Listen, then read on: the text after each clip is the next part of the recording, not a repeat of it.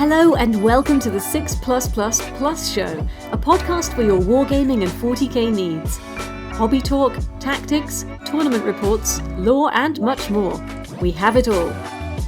Please welcome your host for the evening, Tom. Welcome, ladies, gentlemen, and bloodlusting chapter masters to that 6 Plus show. I am your host, Tom, and I am laid up because it is freezing again in the UK. We are back to being really cold. And I am joined tonight by our dear leader, Chris. How you doing, Chris? I am very well, thank you, and I'm actually quite toasty. What? I mean, put the heating on? Oh, yeah, we've got the heating on. Yeah, outrageous. Mr. Moneybags over there. I think the heating might be kicking in now, but we're having to be very sparing with the heating. What's new with you, Chris? Anything exciting? I painted the wood on a tree today, and that was the first piece of painting I've done in 2 weeks. That's nice. That's good fun. Yeah, I've just not had any time since going back to work. Just not had any time to hobby. So I've been video editing, and that's it. So we just put out the Death Watch episode. I'm going to do that thing where we plug our own content. Oh yeah, self-promotion. Self-promotion. Yeah. We're really good at self-promoting now. We're really good at that. And one bit of evidence of that is that, yes, Chris has been hard at work editing a State of Play, which we recorded this week with the wonderful Mike Costello from Vanguard Tactics, and we talked about Death Watch. And Mike is as good a Death Watch player as there has ever walked on this earth. And he gave me all sorts of useful tips about where he thinks they fall in Arks of Omen. It's quite a fun conversation. We had a good time, and I hope you guys enjoy it. And we've got a few more State of Plays lined up over the next few weeks with some very, very good players talking specifically about Arks of Omen and what that means for their beloved factions. But I'm also joined tonight by Davey. How you doing, Davey? Oh, hello. Love your catchphrase. It is actually, isn't it? I'll take it. Oh, hello. Fancy seeing you here. Oh, here I am. How did I get here? Yeah. What have you been up to, Davey? Well, I've literally, as of about 15 minutes ago, finished my first game of Arks of Omen with new Tyranids. You know, I could kick it down the line, try something else, but I've decided just to give it a whirl. I'm on stream this Thursday, so I'm having a few practice games playing. If you want to see me on stream, if you want to see this big, tall, ginger northern lad get absolutely tanked by Iron Hands on Thursday, or absolutely tank them. You never know. Practice game went pretty well. That's on the Twisted Dice channel on Thursday. Wonderful. But no, really looking forward to it. It's a list. It's unlike anything I've ever had before. I found it on the online on the interwebs, and made by a few different contributors, and it's pretty good. Excellent. Very interesting. So looking forward to playing it. Other than that, obviously went to Nottingham, but I think we're going to get into that, aren't we? Yeah, we'll briefly review it. I think it's worth saying that it's cool to see someone doubling down on the faction in the wake of changes and nerfs and the like, and saying I'm going to sort this out. That's a lot of points, a lot of respect for that. Don't hold your breath, Tom. I've just put a Dark Angels Ravenwing army on my watch list on that. Oh, have you? So, wow. Yeah. Wow. Well, we shall see. The world needs another Ravenwing army. Let's get it in there. Let's see it. Let's have it. So we'll today we're going to be talking about Arks of Omen and sort of all our preliminary thoughts as we begin to navigate the new rule set and the new sort of detachments and the changes for the game.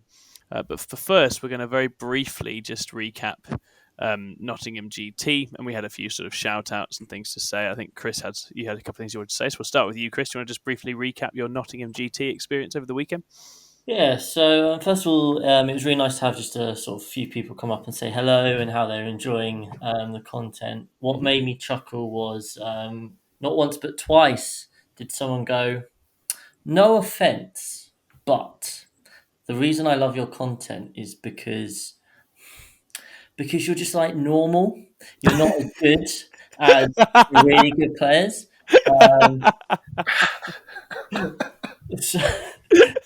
My favourite thing about you as well, Chrissy. I love having Chris around for that. You know what I love about Chris? He's bang average. That's what I like about him. Absolutely. Yeah, so I just finished like this nail-biting game, game 2, and this guy came over and was just like, "Oh, I really like your content," and yeah, but it was just the way I can't remember his name. He was a really nice guy. He was taking crack in knitting. He wasn't having the best time. He was like, "Oh, I don't know how to say this without offending you, but just, you're more relatable." Yeah. You're more relatable, and I was like, "Oh no, good, glad, cool." So hopefully, No, that's a nice thing to say. Yeah, I think absolutely. So, hopefully he had a better next 3 games. Anyway, so I finished my final game, and Jamie Easter's been playing. He's saying, "Oh, I'm playing this guy who's like a big 6++ fan." And so it turns out this guy, and I think you already knew this, but this guy had been listening to our podcast on Friday on the way to Warhammer World. Yeah. And then had got to Warhammer World and then been like, have I still got my headphones in? And looked up and like can just hear Tom across the hall. So anyway, just nattering away as always. always. Yeah, it's always talking. Anyway, so I walk up and Jamie's just finished his game with this guy called Rob. So hi, Rob. And Jamie goes, "Oh well, this is you like 6++. This is the boss man himself." To which Rob goes, "Ah, you're Tom." I was like, no, I'm Chris. He was like, "Oh, okay. Oh, I really like Tom. Tom's really good at like interviewing and just really like natural." I'm like, yeah, Tom's good. And then Rob says, "So, are you ever on the podcast then?"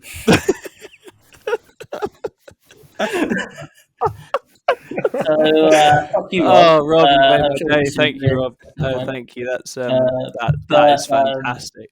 Yeah, it did crack up because then he went, "Yeah, I really enjoy your podcast. It's just, and no offense, but," and I was like, "Are you about to say that we're relatable because we're not as good as the top players?" He was like, "Yeah, that's exactly what I was about."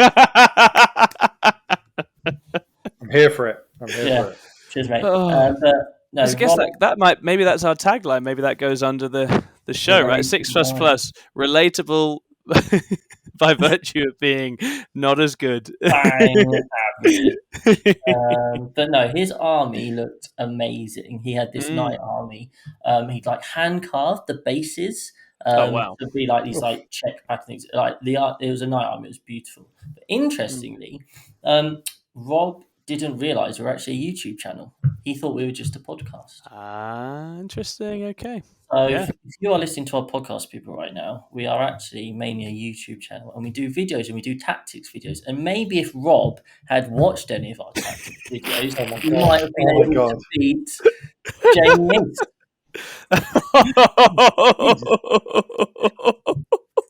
You starting beef with Rob, Chris? Outrageous! We've only just met him, and you've added him. He's in with Ben Pearce in the Enemies. Yeah. I've got a list. I have a list that's going on. But no, he was a lovely guy, and Jamie said he had a great game. So the Warhammer World experience was hilarious because we were literally just in the exhibition going round, and I was just chatting to Aaron, and then this lad just turns around and goes, "Oh, I've just driven the whole way down here listening to you guys." It makes you feel better, Chris. He also did say, and I kind of murmured, "I was on it too," and he went, "Oh yeah, and you," and then walked out. And I was like, "Oh dear, yeah." Well, you've both just got to do more state of plays, guys. You've got to put the extra hours in. Then you'll sink through. Yeah, I don't do much, so that's why. All you do is edit it and make it all possible. Yeah. Something you feel better, Chris, is that I played someone the last opponent of the day, and he was saying how he didn't want. He only watched the primary playing the primary. Yeah. So that's all he knew of our channel. So. Yeah, I know. I came over. He was the Custodies guy, right? Oh, that's right. Yeah. Yeah, he was a nice guy. Yeah, cool. It's good. Well, that helps slightly, but yeah. I'm joking, Rob. We love you really, and we look forward to seeing you again. Of course you do. Absolutely. No, but seriously, it's great to bump into people at events who like what we do and have listened to what we do, and that is really fun. Obviously, we're relatively new at this. We've not been around forever, and it's awesome when it turns out that people are listening and enjoying it. And that it's, and as I say, I think we can only really be us. So it's good that works. We're not going to be sort of suddenly transforming into Art of War or anything like that anytime soon. But I don't necessarily think that's something we'd want to be anyway. It means a lot to us that you guys like what we do. Absolutely, come and tell us how relatable we are. Please do tell us how relatable we are. You're relatable like David Brent was relatable. And speaking of bang average, I'll quickly go through my games. So first game up, I took Harlequins for my last ever hurrah with 4 pin fun. Twilight Harlequins with 2 10-man blobs and 6 boats. First game was against Chaos Demons with no Bellicor and no Flamers. I'd never played Demons before, but I felt reasonably confident going into the match. I made quite a big mistake turn 3 where I kind of forgot I'd done this like cool little trick where I tagged into someone's stolen objective and forgot to pull back my 10-man blob, which meant that his 6 fiends were going to get to punch me first with a CP to reroll all hits and wounds against me. And at that point, I started worrying. But then the power of the 4-pin fun kicked in, and we were all fine. And I won that 93-64.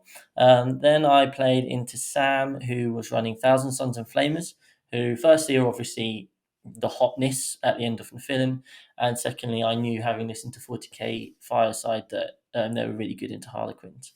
The mission was data scry salvage, and I knew that I could do my best just to keep knocking him off objectives. He did have 2 10-man Terminator blobs, and I'm going to struggle to kill those a bit. It was a fascinating game. I was in the lead for most of it, and then I just ran out of steam just at the end. I probably made a couple of positional mistakes, and on my turn 4, 2 troops had died getting out of a transport, so I had to roll for my rod, and I passed it on a 1, 2, 3, or 4, and I failed it. I rolled a 5, and then on turn 5, I got my final rod. And anyway, he had bottom of turn, which is obviously quite a big deal, and we counted it up, and it was 79-79. Oh, wow! So a draw. So I'll blame the R&D. I'm sure there were a few things which I could have done differently, but yeah, of course, it was a really cool game. Then I played Deathwatch in the final game. And actually, at the Leicester, I played Deathwatch in the final game of Saturday. Almost an identical list, an identical mission. I did exactly the same thing, and the score was pretty much exactly the same again as well. I won that 97-83. Felt like I had a good play on that mission. I read that game well. And my reward after a delightful TGI Fridays was Mark Cromwell-Holmes' Necrons on Tidal. Nice. And now, for those you remember, I played him on Data Scry Salvage. I keep playing him hold 2, hold 3s. And he smashed me last time going first and just charging my whole army. So I deployed really defensively, and I got first turn. I just wasn't able to kill him quickly enough, and I just scored no primary. He just spent his entire time on my objectives. So I think I scored 12 primary in that game, 8 of which were through overrun, being on his objective. I only held 2 objectives once in the whole game. So I lost that 92-64, I think. And then final game, nice, easy game against Alessandro, who I noticed his objective markers. And I was like, oh, there, you've got the Italian national flag. He's like, yeah, played for the WTC team in Italy, and I've played for Turkey as well before. Actually, I'm the grand strategist for their team and the pairs process for the last 5 years. So, oh, good. Cool. So it'll be a nice, easy game. And it was actually a really interesting game because it was secure missing artifacts, which, as we know, is usually a 45 on primary.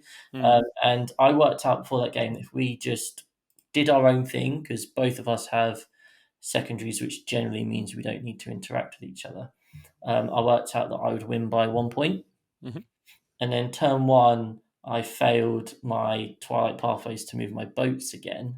Which meant that I would lose by 3 now because I dropped 3 points. Then the next turn I failed a 6-inch charge re-rolling, which would have got me into his deployment zone to drop me another 3 points on deadly performance. So I kind of just had to go for it a bit. And yeah, I ended up losing by 9.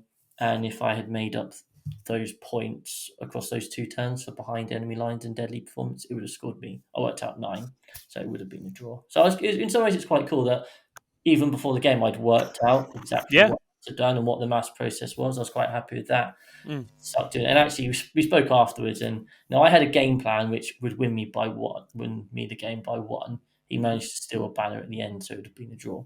But actually, he was like, you should just put 6 boats in this corner, 6 boats in my deployment zone, 6 boats into the middle, and just gone, well, you've got Melter, but you're only going to kill like 2 boats at a time, and that's how we should. I was like, yeah, you're probably right. But and that's what I'm going to have to start doing more, I think, now. But so I did literally go bang average, 2 wins, 2 losses, and 1 draw. But I did score, the usual. I scored a massive amount of battle Scored points. a lot more points than me, I think. Yeah.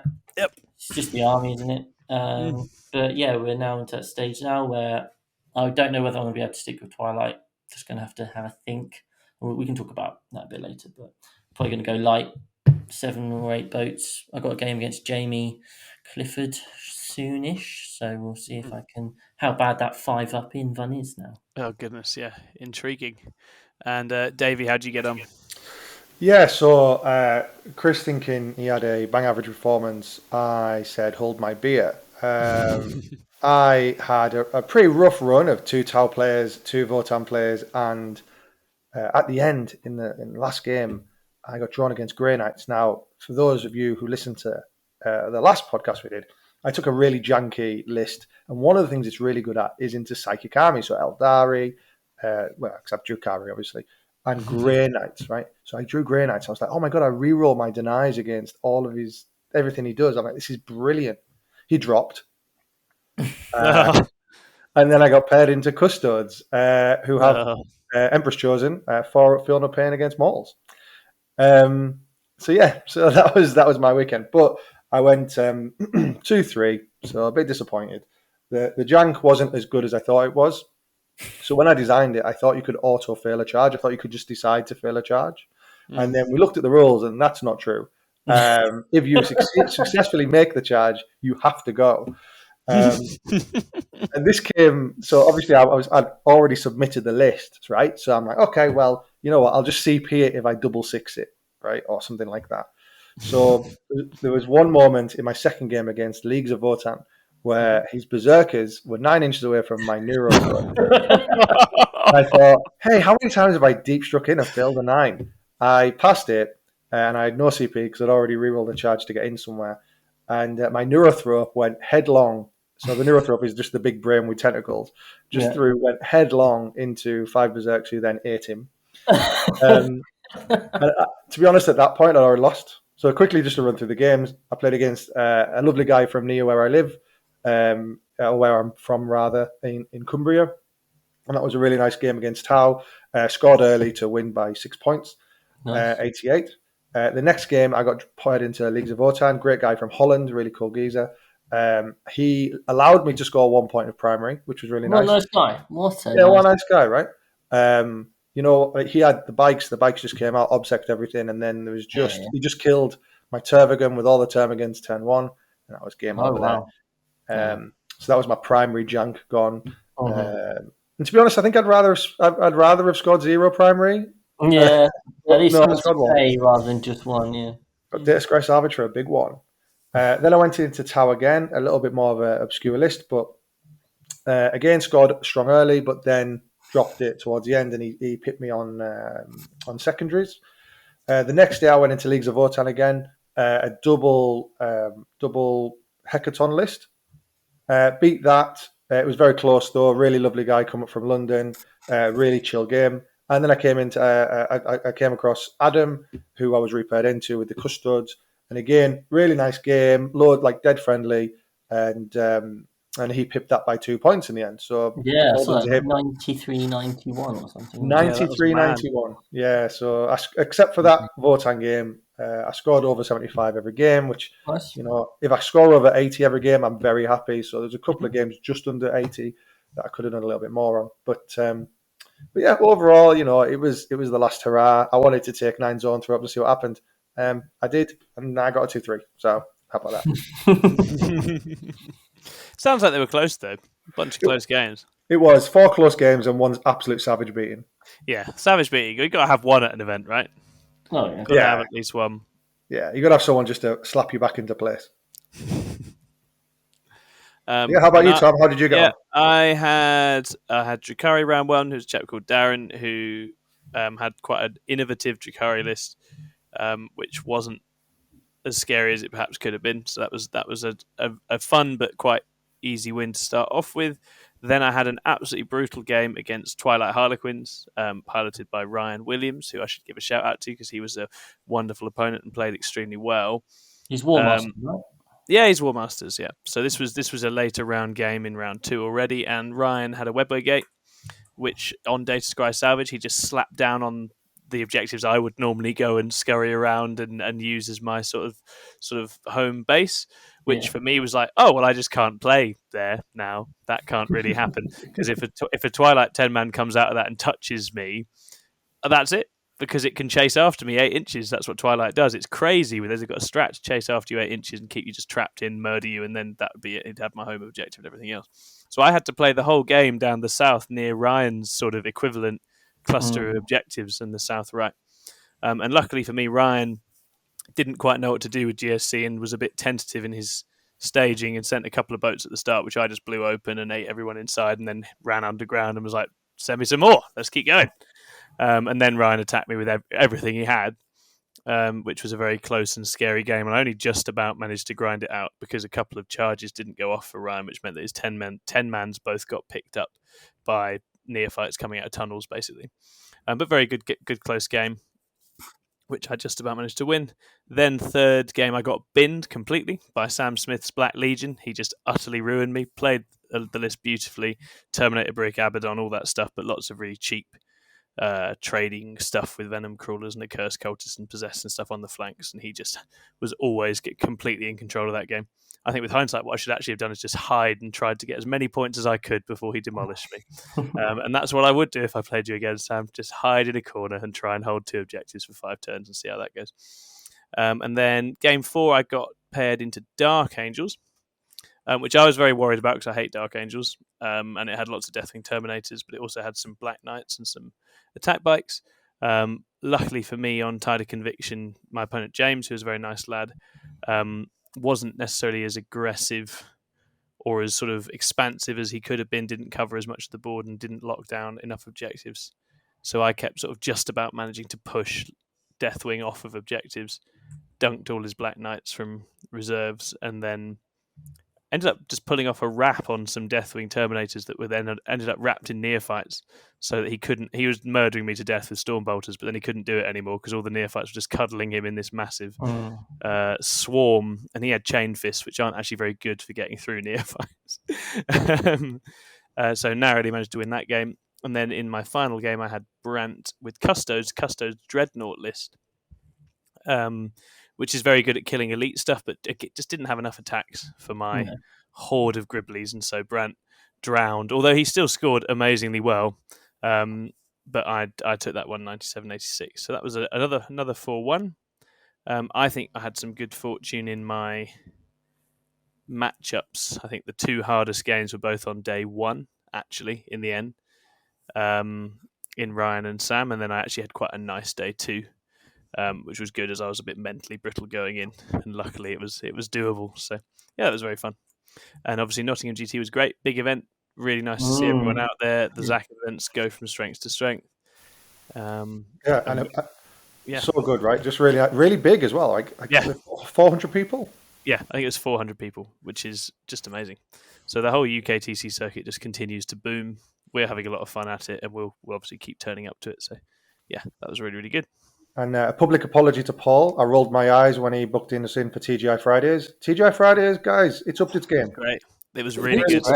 It was actually excellent. We had a very good meal there. It was very nice. As a nut allergy sufferer, they took very good care of me, very good care of me, which was very nice. And it was appreciated. So thank you, TGI Fridays. And obviously, we had 2 tables with very different cultures. That was the fascinating thing, that the same team could have such different cultures on 2 different tables. I think was interesting because you had, on the one hand, the table that Davey was presiding over was everyone was very positive and happy and smiley and jokey, and then me and Chris were sat on the table with Jamie East and Mark, where sort of torrent of abuse flew. You're From, fat. You've got a big nose. You've got sausage fingers. You look pregnant. This is their sort of Saturday night ritual. They just sling abuse at each other, and it's quite formulaic abuse.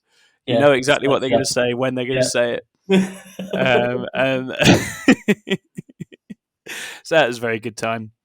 Really, really good time. And that was the end of Nephilim, of course. Nephilim buggered off.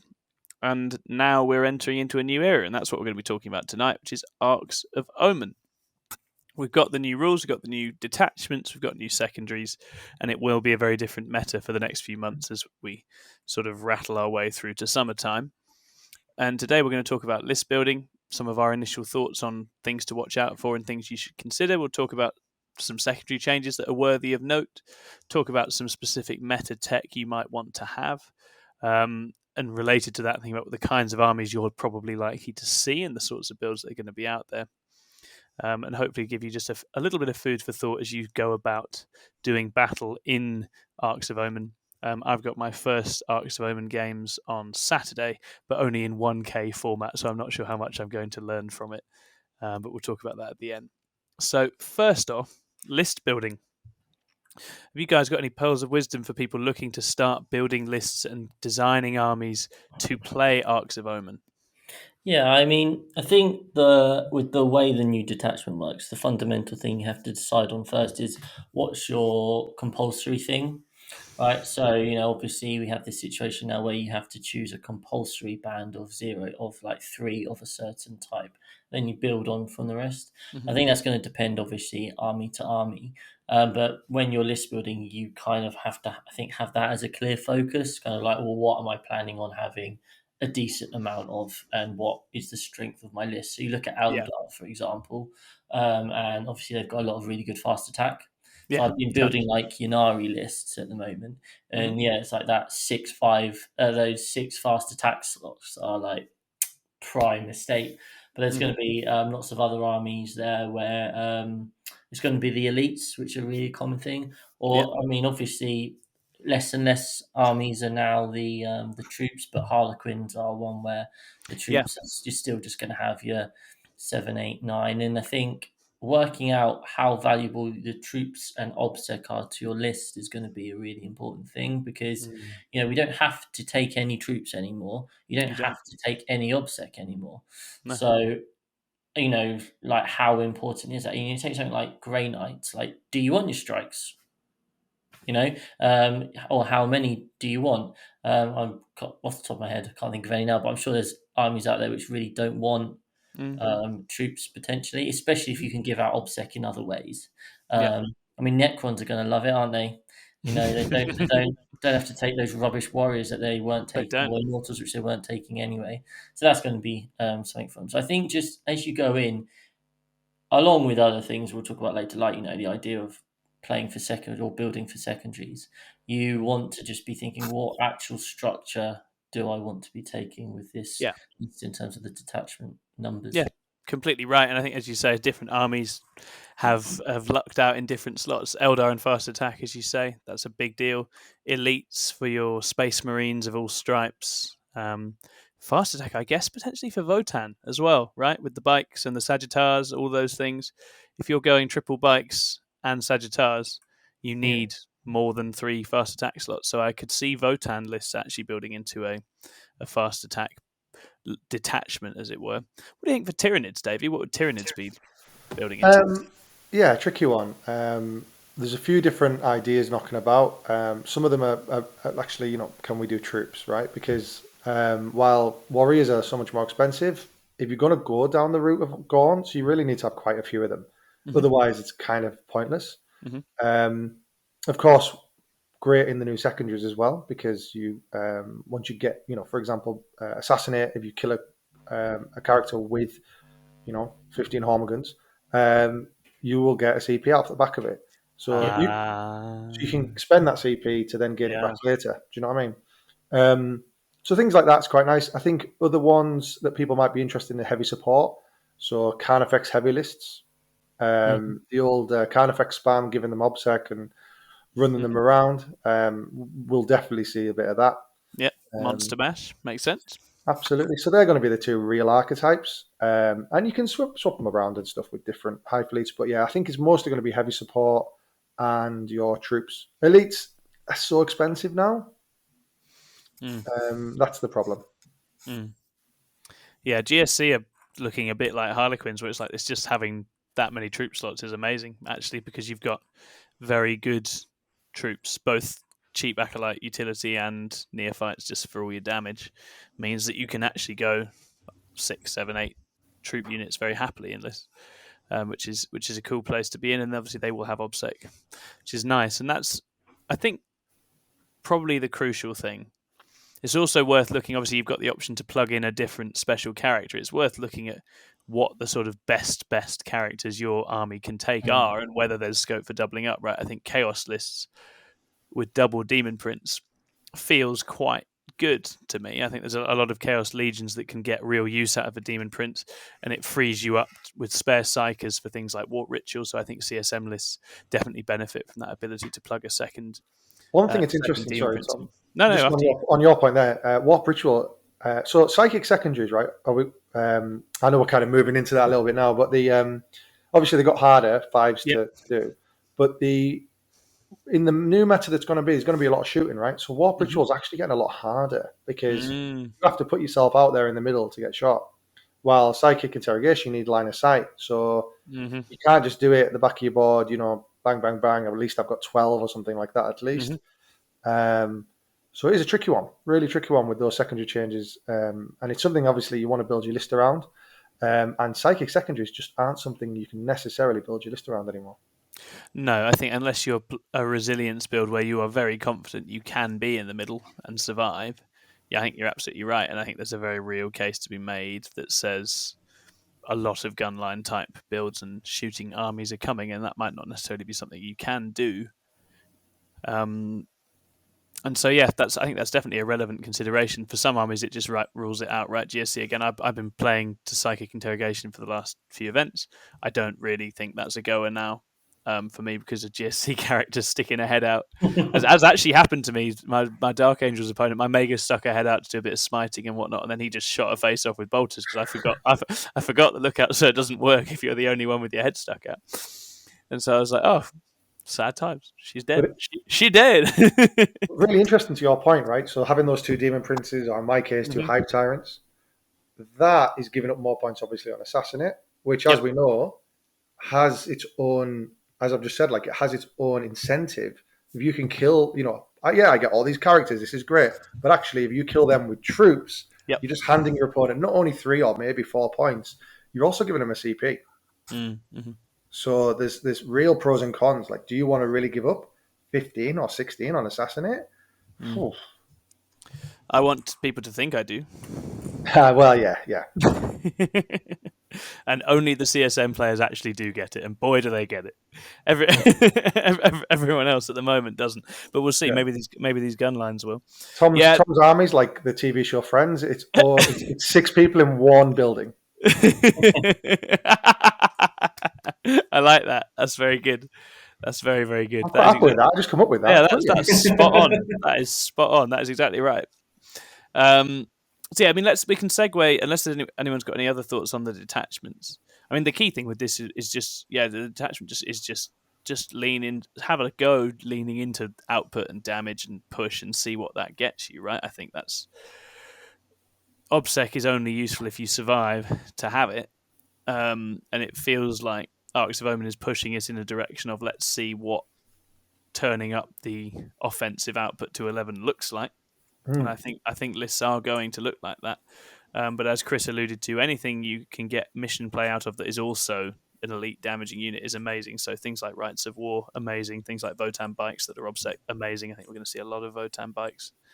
And also OBSEC removal as well to compensate for your lack of it if you do have it. It's going to depend army to army, but I think there's a lot to be done there. In terms of the secondary changes, what do you think the key secondary changes for people building lists at the moment are? What are the things that people should be watching out for? Behind enemy lines. It is behind enemy lines. That is the correct answer. Literally behind enemy lines. I mean, 3 points for one unit, 4 points in the CP. I'm imagining the dude aliens guy, but like behind enemy lines. Yeah, exactly. So- It's just behind enemy lines. Everyone's going to be saying, every army with any sort of speed or any sort of plan where they want to be in their opponent's half of the board. Yeah. Especially, obviously, in combination with 3 strategic reserves on certain missions. That's going to be really nice. Where you can just drop down, just into a corner and just grab 3 or 4 points and a CP. So yeah, I don't know which armies don't take it. I guess there are some knights, but yeah, I think most people are going to be looking to take behind enemy lines now. So, Absolutely. but to that point, right? So behind enemy lines is fantastic, right? Because you're going to get that CP if it's a troop. I love it, right? But imagine you're playing against an opponent who can absolutely look at your list and say, right, I know exactly what this person's going to do because everyone's doing it. Being able to take grind, Yeah. where you also get the CP of one of your troops kills that unit, Yeah. is amazing because they're just going to drop a unit that they're happy to lose. So you're already getting 1 kill point. So in reality, you'll be able to. I think lists are going to be really interesting because if you can flex between either going behind enemy lines or actually countering it, that's where the power is going to be. Yes. Yeah, so grind in that sense gets reconfigured more as a sort of passive secondary, right? You're going to sit tight, hide, and kill their BEL units. And that's definitely a valid strategy. And that's something where, when this is always the case, right? When you know there's particularly appealing secondaries, you can build game plans that involve taking advantage of your opponent's preference to do that, right? And to play that way. And that's certainly a valid approach. Just one last thing on behind enemy lines. I'm not gonna. This isn't my hot take. This is I watched Manny's video this afternoon. He had a really interesting take on it. He said it's actually, you think it would be more interactive because you're putting more units forward, etc. It's actually quite a passive secondary now because all you want to do is throw 1 unit forward, sacrifice it, goodbye, see you later. That's dead now. Whereas in the past you were like, how do I get 2 units in there and how do I get them to stay there? Yes. Because if you put 2 units there now, like you want to get them 1 more point. Yeah, it's probably better to leave it to the next time and put them there. To use another meme, it's just Stranglehold with extra steps. That's all it is. It's Stranglehold, but you have to be it's Stranglehold, but you have to be slightly further forward. And Stranglehold, as we know, was primarily employed as a passive secondary, I booped that, but I'm actually keeping most of my resources intact. And I think this for some armies will be the same. Although I think obviously it's still just as good as it ever was for armies that want to overload and just wreck the opponent deployment zone and just absolutely get stuck in. But yeah, the CP game with it is huge, right? It feels like there's a bunch of stuff you can be doing where you could just be really racking up CP, which in our current starved CP game is a big deal. Definitely a big deal. Am I right in saying it's only 1 per battle round you can still get? I think generated through those extra kind of means, yes. I think so. Yeah. But hey, you take it, right? Still nice to have. In terms of secondary changes, has anyone spotted anything amongst the actual faction secondaries that you think is going to change things up? Yeah, so I can talk from the Harlequin point of view. Yeah, go for it. So obviously Harlequins regularly take deadly performance and we fail. We Veil is a psychic action. You pick a unit within 18, and then it goes off on a 3. Then you pick a different unit, it goes off on a 4, etc. Goes up. It now starts on a 4, so that means your final one for 15 becomes a 8 you need to cast. It's got the advantage that you can just pick on anyone within 18, and you don't need line of sight. But actually, if you think about it, needing to roll that 8 now makes it, especially when you need a 6, then a 7, then an 8 for turns 3, 4, 5, actually makes it quite reliable. And it probably means that Warp Ritual is actually a better choice now, especially because the Elder armies have the ability to go out, cast the power, and then be Twilight Pathway or moved backwards into safety. Because you were saying, Dave, you weren't about resilience in the middle. It's either resilience or just don't be there when your opponents get to True that. Yeah.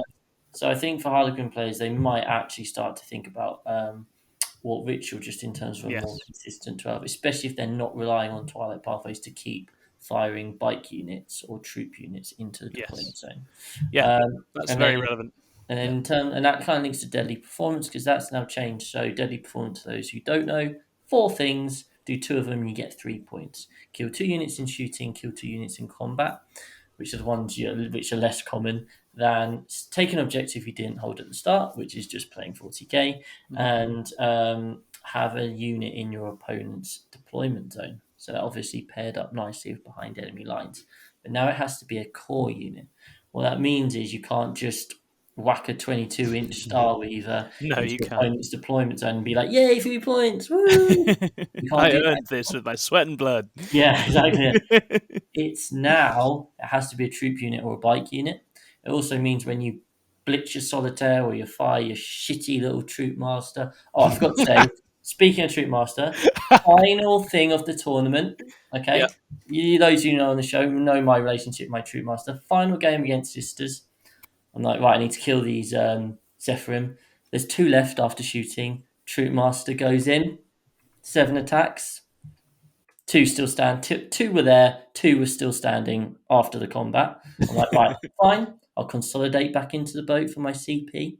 Next turn, there's just a troop master in that boat. They blow up the boat. You can guess what I roll when I have to roll my emergency. I rolled my 1. The troop master's final action of Nottingham was to die. Fiery blaze on a 1.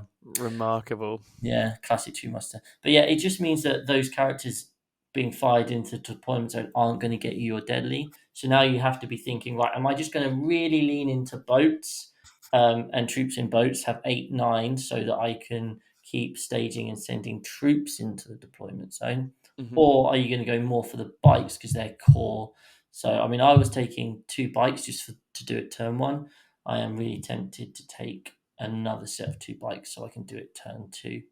But obviously, a lot of players just whack their boats forward and then they'll be able to keep sending stuff in anyway.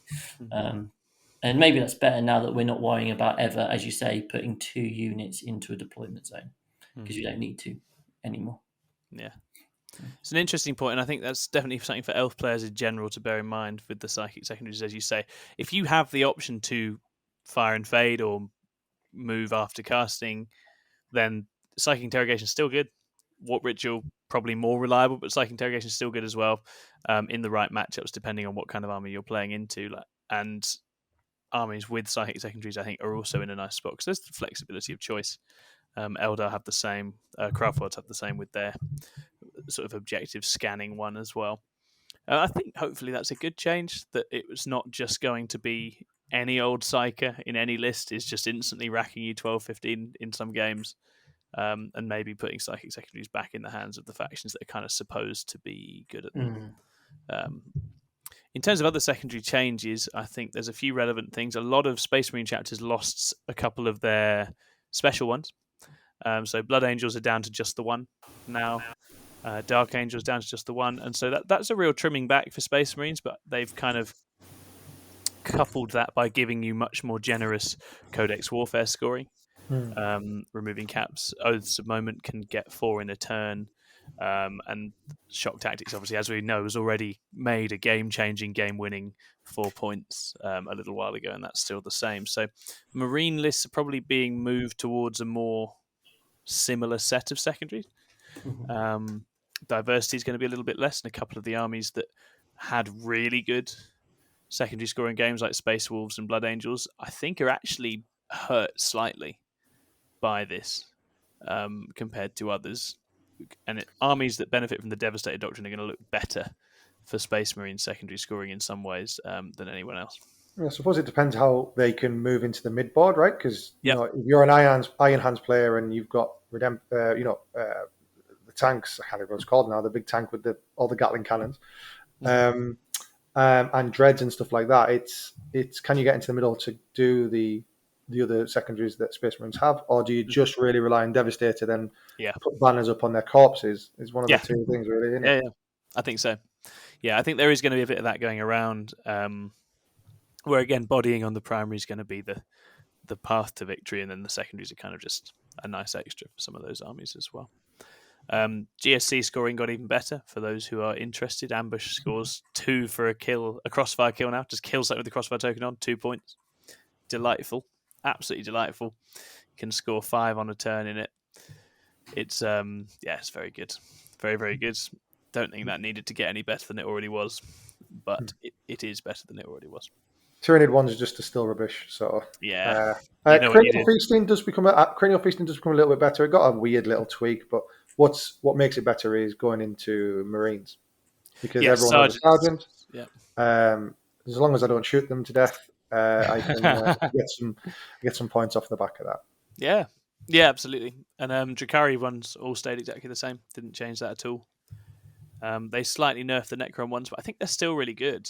From what I've seen, they look okay. Really excited to see Drakari. I'm really excited to see that, because it feels like they're going to be super, super deadly now. It just depends on whether they can actually do anything in that Marine matchup. That's supposed to be a matchup they like. It's supposed to be good for them. But if the Marines have just got too much stuff, the Drakari pop out, do their thing, and then they'd still lose because there's not enough of them. But we'll see. Right. It's a good time for Dark Lances and Incubi and high AP stuff. I'm definitely going to look forward to trying mine out. I've got Faustus. I'm going to take my Drakari to the narrative event that John Scrivens runs in Nottingham.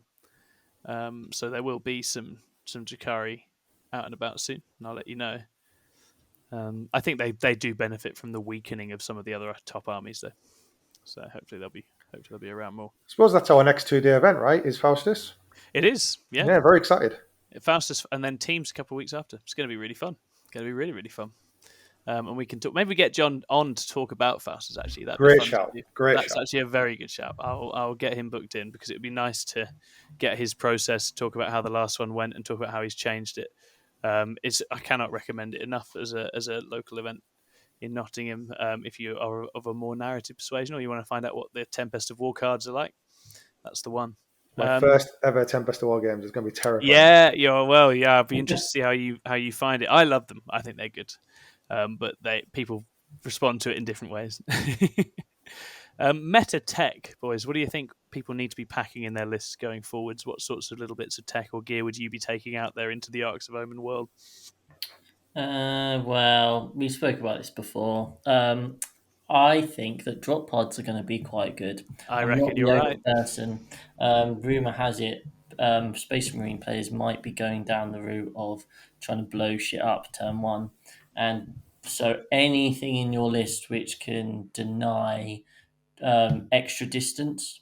So if you've got infiltrators screening out, if you've got things that mean you can't land within 12 inches, just to really keep pushing out everyone, I think that's going to be huge. AdMech have a techno-archaeologist that can do it. Obviously, Marines have their infiltrators. Any sort of pre-game move type stuff that can help you just mean that your valuable stuff can't get angles on. Like we play on the UK TC boards, and a few of those, like I'm thinking like Death and Zeal, which is mission 3, where you deploy in your corner, the corner directly above you is wide open, and a drop pod would love to just land there and just blow up everything you've hidden in your back, because you can't hide from it unless you stick everything in your back L. And just having an ability to screen that off so they can't just land in your backfield and just kill your juicy targets, I think is going to be quite crucial if you want to be doing well. Yeah, no, definitely. I think being able to cut angles with forward deploy stuff or pre-game move stuff is going to be really important. If you have valuable targets, I think there's going to be a lot of drop pods out there coming in to try and punk them.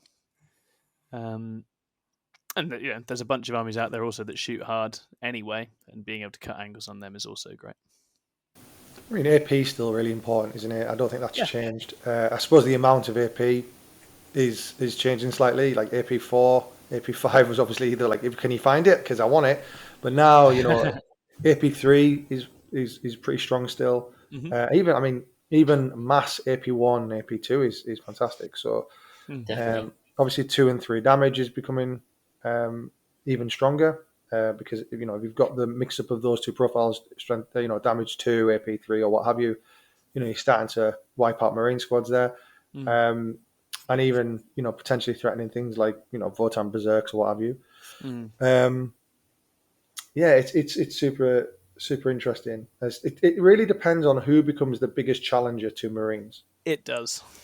because then you need to build a list to counter the counter, which is interesting.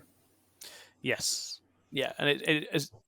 I think always with the meta like this, if Marines become like hyper dominant, it just distorts things so much that's what you have to think about. But if they slot in alongside a bunch of other powerful stuff, which they might, then it becomes really spicy because you're still going to need your volume for other things like elves or bugs. But you're going to need to add in those proper Marine killing guns, and you're going to want a bit of all of that.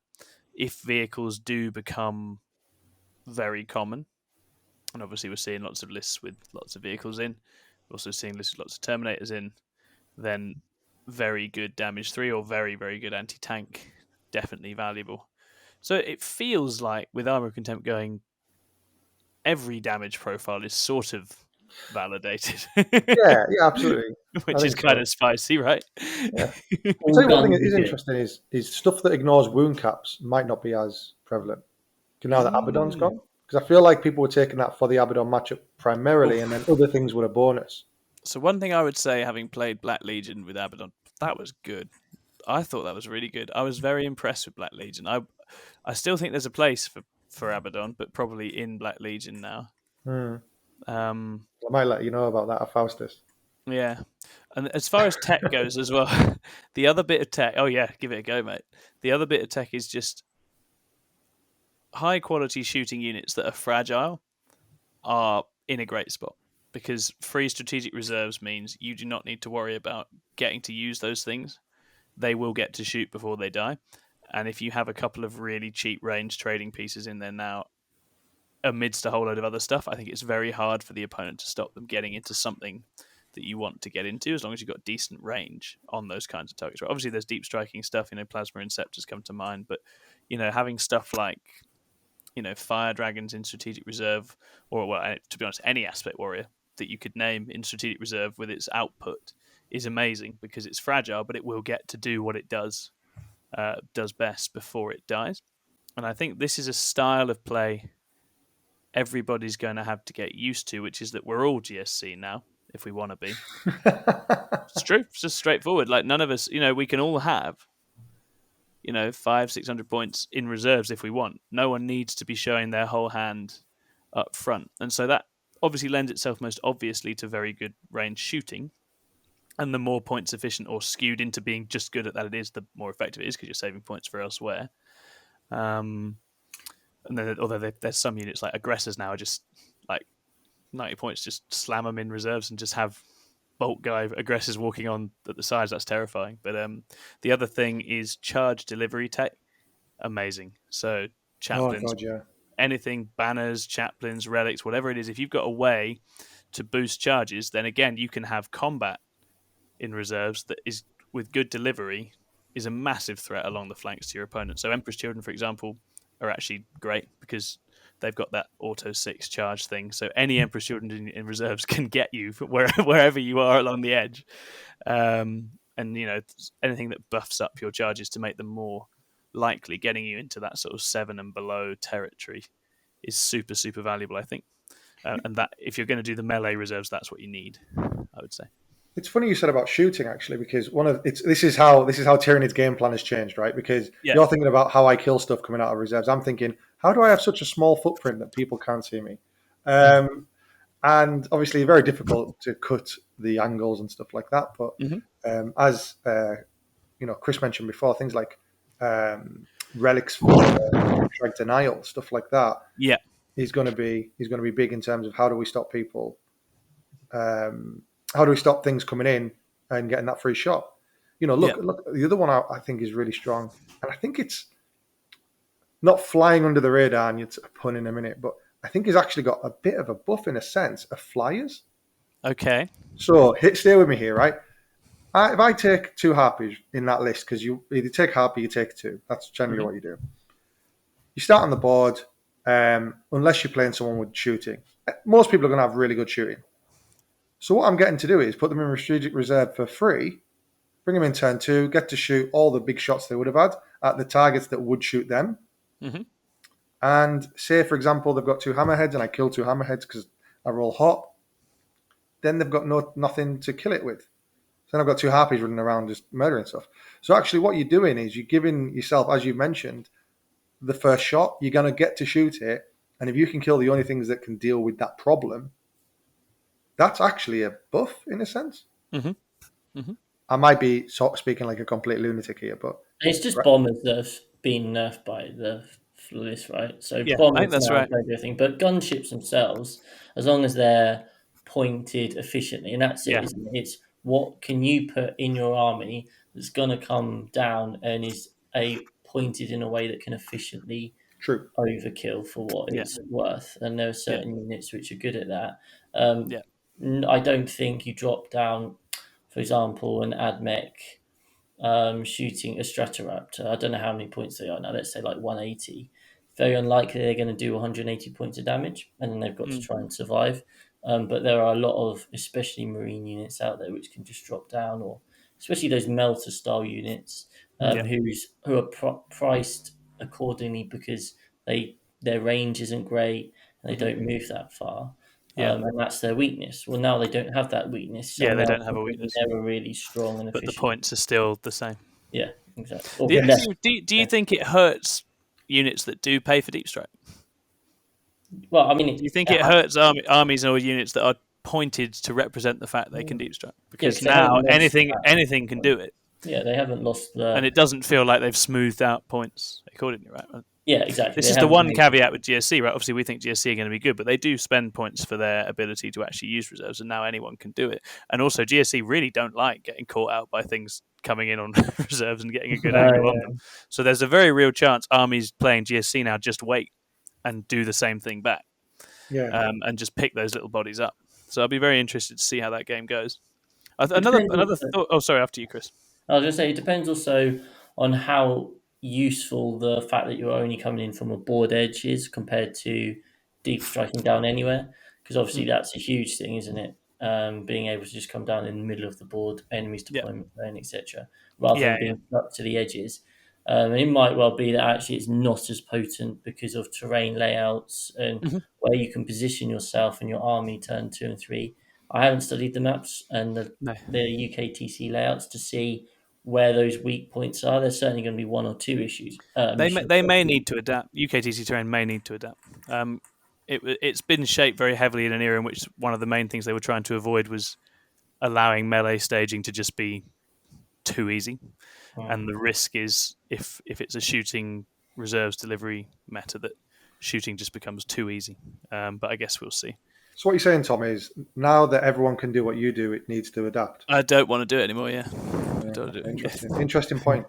Well, no, but I just think the GSC game, which I've been playing of late, I can just see now how powerful free reserves will be for so many different armies. Right, I can just see how a sort of staggered 1, 2, 3 punch game can be.